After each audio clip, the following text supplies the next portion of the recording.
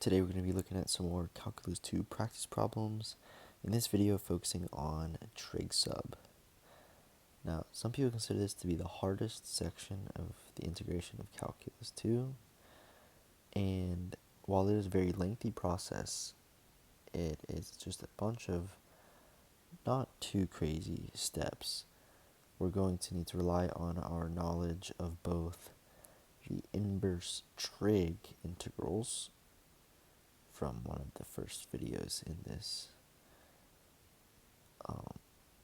playlist, and also the knowledge of the last video that I made, the trigonometric integrals, because that will come in handy.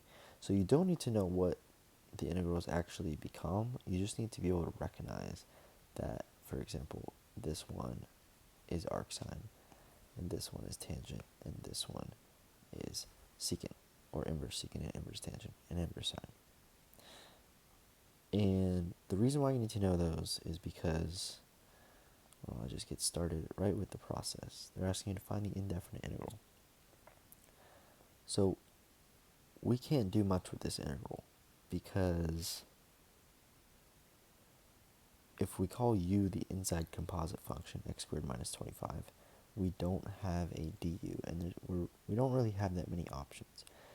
But I do notice that it kind of looks like inverse secant, doesn't it? Don't we have like a u squared minus a squared? We just don't have that u in front. It's so close to looking like a secant, but we don't have the u. So this is when we use trig sub, when it looks so close to looking like one of the inverse trig, but doesn't quite work out. So what we're going to do is make a substitution, call x equal, it looks like secant theta, or it looks like inverse secant, right? So we're going to make a sub for secant theta, and actually a secant theta. So in this case, since a is 5, this is a squared, so a is 5. We're going to make the substitution x equal to 5 secant theta, and it's going to work out in our favor. We also need to make a dx. If x is 5 secant theta, dx is 5 secant theta tangent theta d theta. Okay, so now we could rewrite the integral as 5 secant theta tangent theta d theta. And that's all over the square root of 25 secant squared theta minus 25. So we strategically chose this substitution because what we can do in the denominator, I'm going to take it up here to the side, 25 secant squared theta minus 25. We could factor out the 25's, and that would leave a secant squared theta minus 1. Do you know what secant squared theta minus 1 is? That just equals tangent squared theta based on the Pythagorean theorem. And 25 tangent theta is something that we can square root. So by choosing this particular substitution, we're able to get rid of the square root, which was our biggest issue. So now we know this turns into 5 secant theta tangent theta d theta all over the square root of 25 tangent squared theta, which of course turns into 5 secant theta tangent theta d theta over 5 tangent theta. Okay, well, the 5's cancel and the tangents cancel, and now we're just left with the integral of secant theta d theta, which is, this is where the knowledge from the last section comes in. But this is one that would really just be on like a formula sheet. The integral of secant theta is ln of the absolute value of secant theta plus tangent theta. This is just something we should have learned back in the beginning. So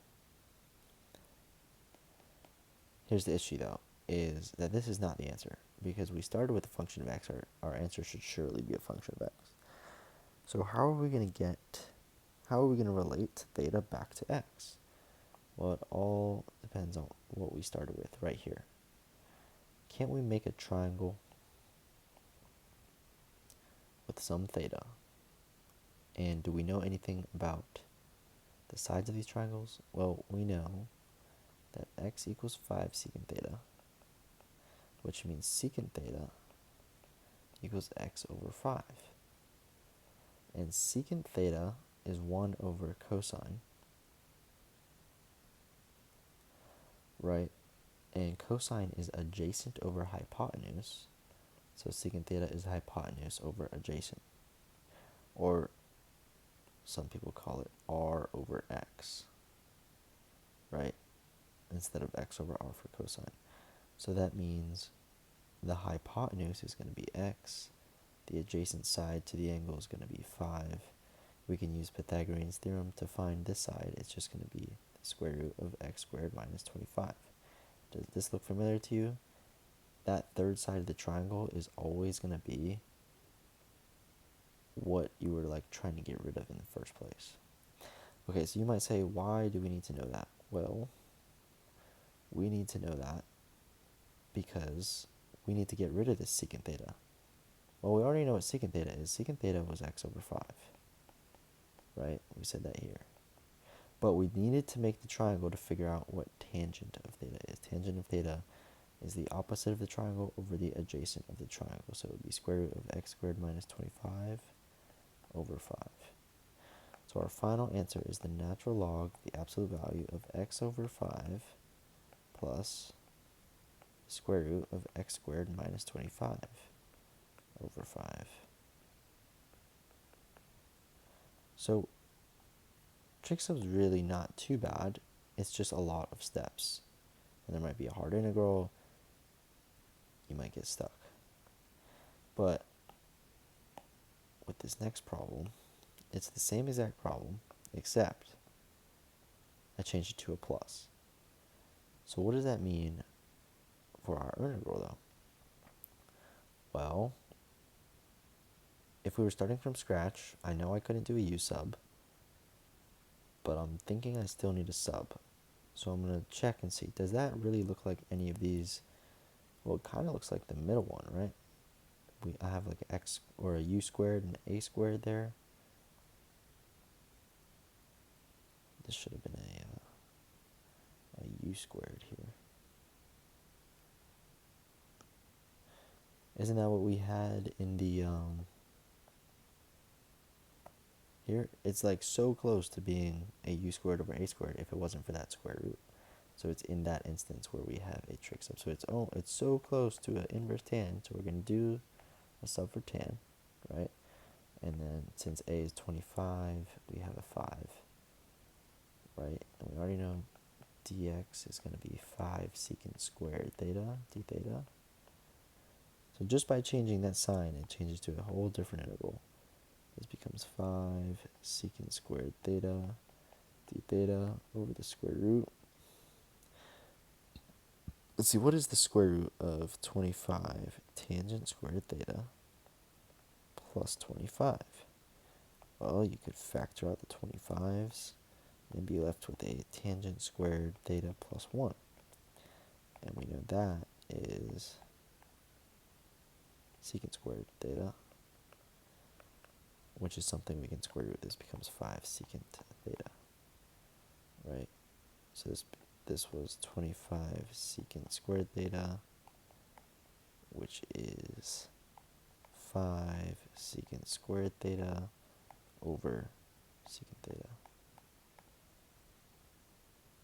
d theta. Okay. Or it was over 5 secant theta. So one of these secant thetas cancels one of them, and the 5's cancel.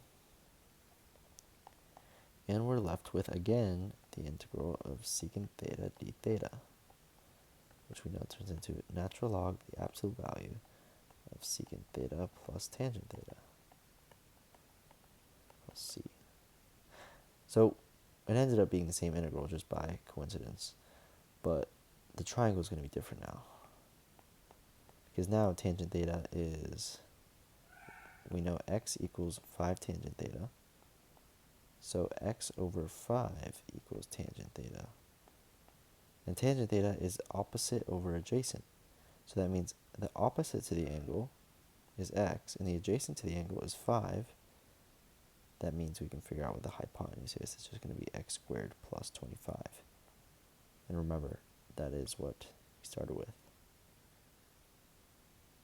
Okay, so now we can also figure out what secant theta is. We know what tangent theta is. It's x over 5. We need to know what secant theta is. Secant theta is r over x, or h over a, depending which way you learned it, where it's x squared plus 25 over 5. So the integral turns into ln of the absolute value of secant theta plus tangent theta, which is square root of x squared plus 25 over 5 plus x over 5 plus c. That is the final answer.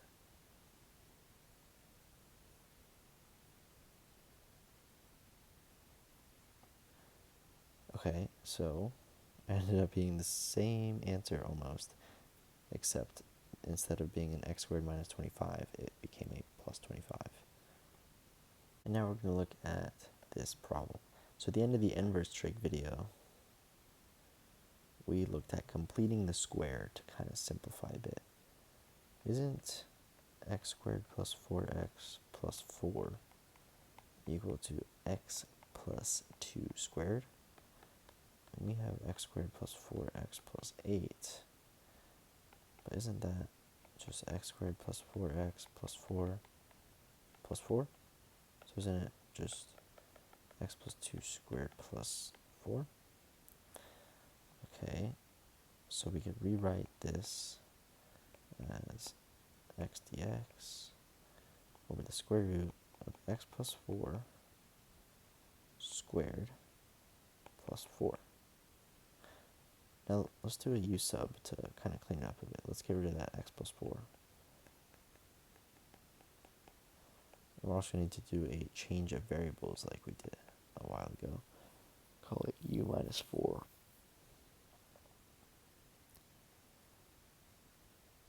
Oh, no, this should be a 2 in here.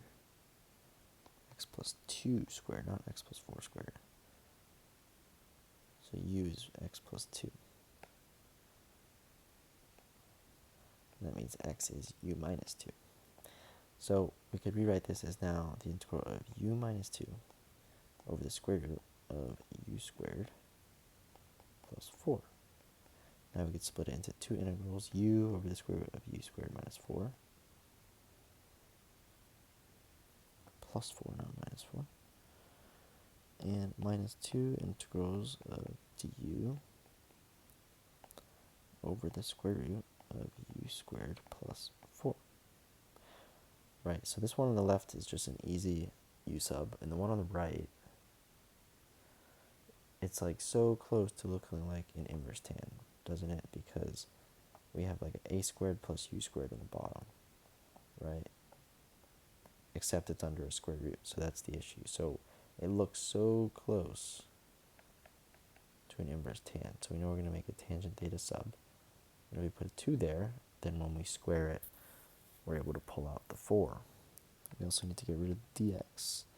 Dx is 2 secant squared theta d theta. Right? And let's also just take care of this integral. Let's call w the inside composite u squared plus 4. So dw is 2u du. So all we need is a 2 in there. So we'll put a 1/2 out front. Right, now we have 1/2 integral w to the negative 1/2 dw, which is equal to add 1 to the exponent, divide by that new number. 2 cancels the 1/2, and we're just left with w to the 1/2. So, but w is really u squared plus 4 to the 1/2. Right, but u was really x plus, is it x plus 2 squared plus 4 to the 1/2. Okay, so that was the left side of the integral. The right side of the integral is what we need to do the trig sum on. So let's see. Really, instead of x and dx, since we already made a u sub, that becomes u and du, right?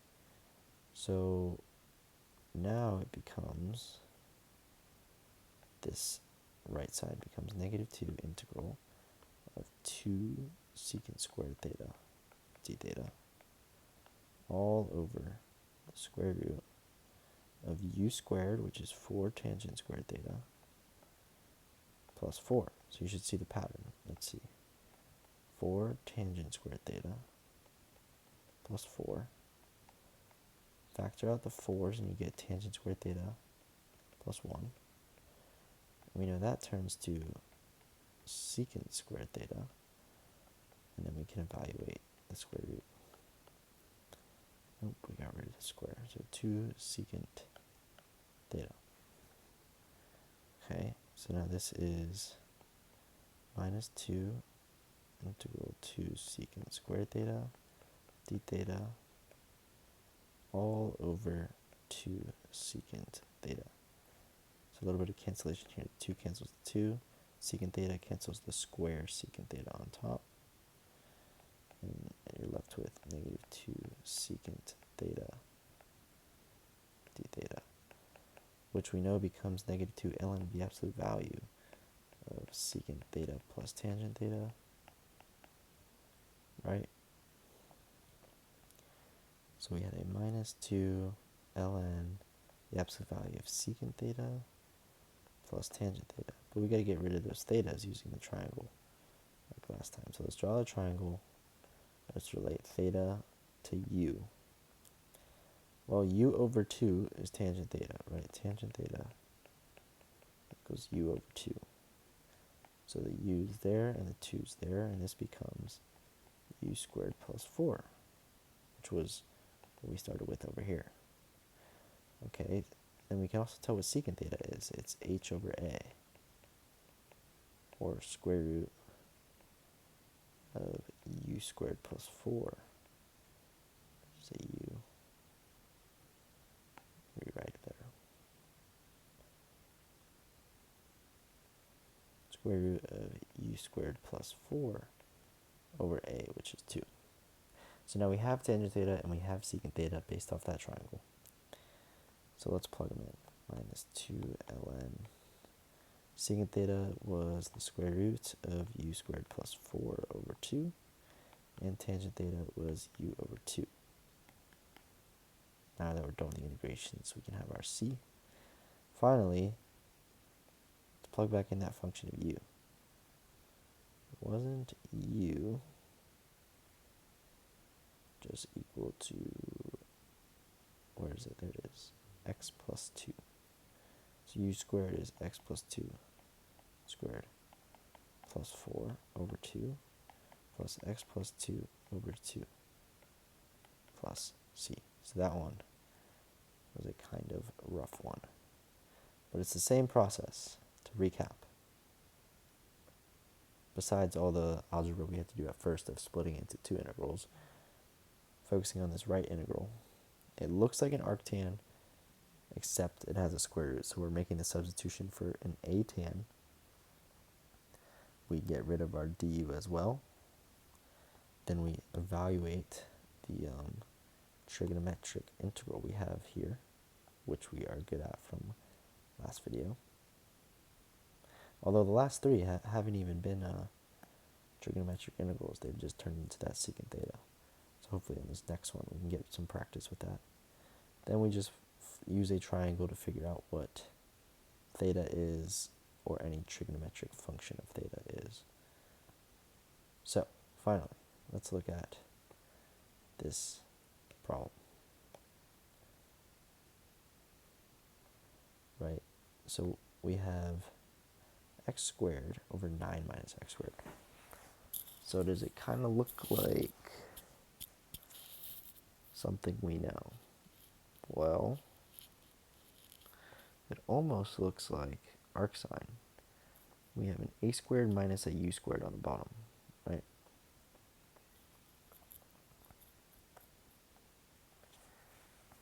We have an a squared minus a u squared on the bottom. So I actually want to do this integral two different ways. The first way I'm going to do it with the trig sub, and the second way I'm going to do a shortcut, which on the test hopefully we would use if we realized that we had it. Right, so let's do it the trig sub way, where, it's so close to an arc sine except for that x squared on top. So let's get rid of the x. It looks like a sine, so it's going to be a sine theta sub. A is 3 because a squared is 9. Dx is equal to 9. Nope. Dx is equal to the derivative of that, which is 3 cosine theta. Right? So now it turns into the integral of x squared. So 9 sine squared theta times dx, which is 3 cosine theta, d theta, all over the square root of 9 minus 9 sine squared theta. So let's take that square root off to the side. 9 minus 9 sine squared theta. Well, that's just equal to 9 out of 1 minus sine squared theta. 1 minus sine squared theta is just the same thing as cosine squared theta. Finally, this turns into 3 sine theta. Nope, not sine. Cosine theta. Right, so that's what the denominator turns into. We have a 9 sine squared theta and a 3 cosine theta d theta. I'm leaving them separated on purpose because now we can cancel out this 3 cosine theta and that 3 cosine theta. And we're left with 9 sine squared theta d theta. So this is an example of the trigonometric integral, right? We wouldn't be able to solve this integral if we didn't have the skills learned in the last video. So we have 9 integral of sine squared theta d theta. Well, we don't know how to do that integral, but we could just reduce the power. Isn't sine squared theta the same thing as 1/2 plus 1/2? Actually, minus 1/2.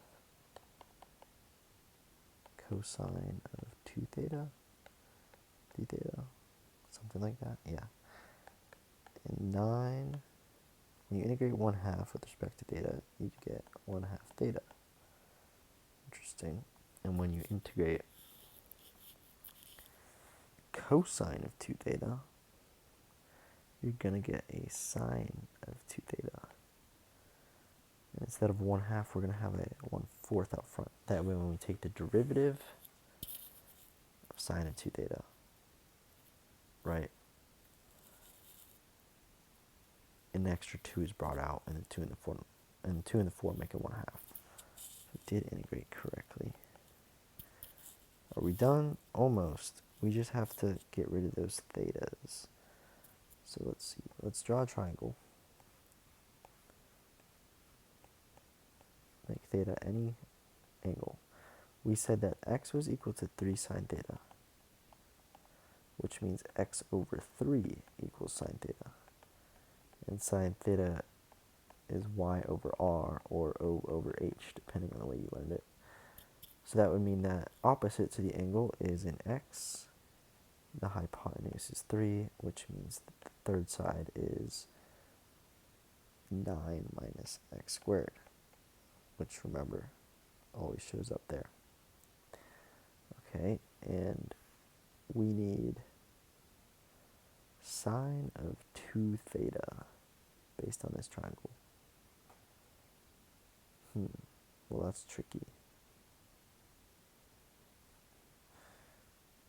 I don't know how to do that, but I do know